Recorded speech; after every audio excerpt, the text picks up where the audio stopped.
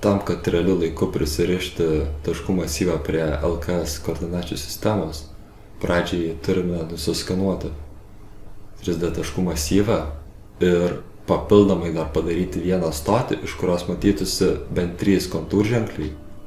Ir šį procesą darome su nuotraukomis tam, kad galėtume tiksliai pažiūrėti ir atpažinti kontūrženklius.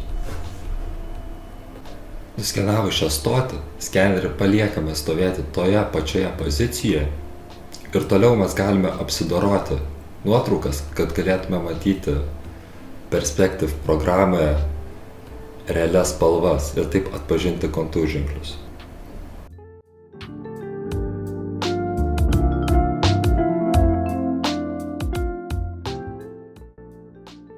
Kitas žingsnis būtų nueiti į taško matavimą, parinkti taško tipą kaip kontrolinis taškas ir tuomet galime pakeisti nuspalvinimo režimą į tikrąsias spalvas.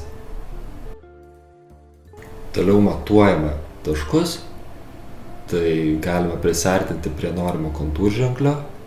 Kad galėtume matyti, ar tiksliai bus išmatuojamas, galima įsijungti lazeriuko viršuj mygtukas off-on ir įsitikinus galima jį užsivadinti, pasidaryti aprašymą, jeigu reikia galima ir nuotrauką nusifotografuoti, toliau spaudžiame scan point, kad būtų išmatuojamas taškas ir tada galima jį sukurti.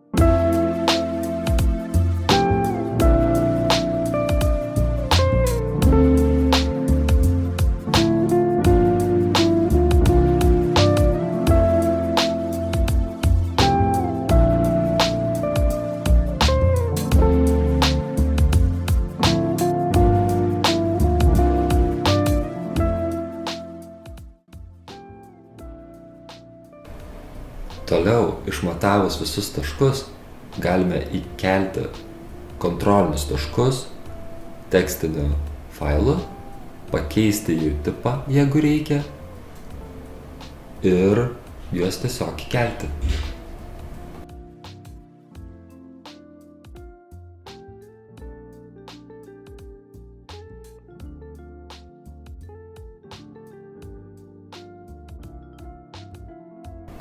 Juos įkėlus, kontroliniai taškai ir skenerio išmatuoti taškai susijungia automatiškai. Ir taip pat iš karto išmeta lentelę su paklaida.